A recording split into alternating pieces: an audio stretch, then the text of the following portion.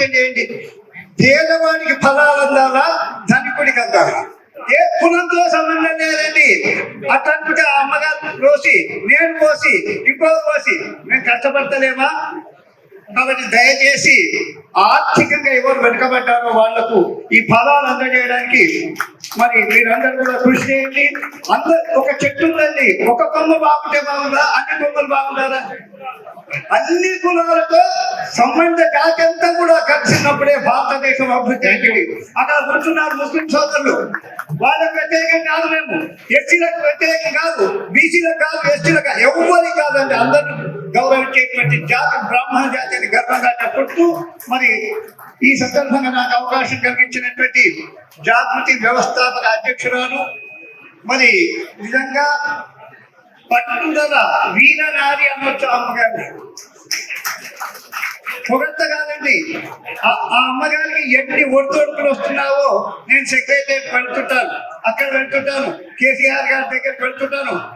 వారి తండ్రి గారి గురువు మృత్యుంజయ శర్మ గారు నాకు ఆప్తమిత్రుడు కాబట్టి అలానే మరి వారిని ఈ ఉద్యమాలను కూడా ప్రారంభించవలసిందిగా కోరుతూ వారిని తెలంగాణ రాష్ట్ర ముఖ్యమంత్రిగా అతి త్వరలోనే చూస్తాము, వచ్చే ఎన్నికల్లో మనం గెలుచుకున్నామని మనవి చేస్తూ ఈ అవకాశం కల్పించినటువంటి కులగన్న సమగ్ర చర్చ నిర్వాహకులకు, జాగృతి నిర్వాహకులకు అందరికీ కూడా మరొకసారి శుభ ఆశీస్సులు అందజేస్తూ అత్యంత వెనుకబడిన కులాల కోసం మన అధ్యక్షురాలు కవిత మేడం గారికి మా కులాల ఎంబీసీ 36 కులాలు, బీసీఏలో 56 కులాలు, నాది జోగి కులం. ఈ యొక్క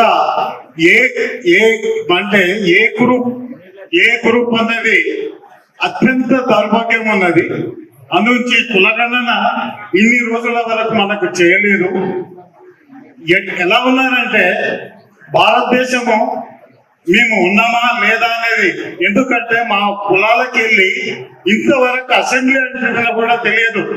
ఒకటి చిన్న విన్నపం మేడంకి, ఈరోజు నేను సీఎం గా చూడాలని, ఎందుకంటే ఎన్ని రోజుల నుంచి మా కులాలని, అట్టడుగు కులాలని ఈ స్టేజ్ మీద కూర్చున్న పెట్టే ఘనత మేడంకే దక్కుతుందని నేను గంట పదంగా చెప్తున్నాను.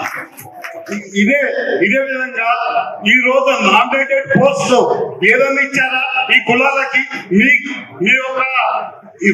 మీకు అవకాశం ఉంది, నామినేటెడ్ పోస్ట్ కూడా ఇవ్వండి.